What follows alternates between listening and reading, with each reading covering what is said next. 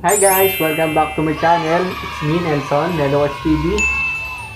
And today's vlog, maglalagay ako ng speaker dun sa front door, dun sa driver side, tsaka sa passenger side. Kasi yung Gen 1 na Adventure, wala siyang speaker talaga dun. And yun, katry lang natin mag-DIY kung kakayanin ba natin. Yun guys, papakita ko na lang sa inyo kung ano kakalabasan.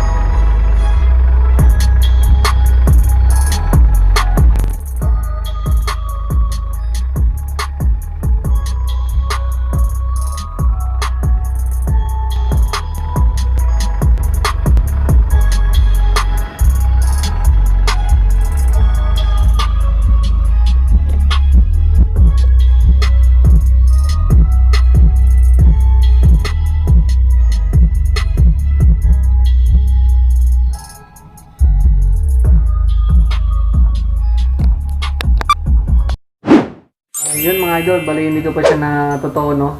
Bali ayusin pa natin yung tono nun. Di pa kasi siya totally talagang yung buo yung tono. Bali ayusin pa natin, titimplahin pa natin yung sound para mas maganda.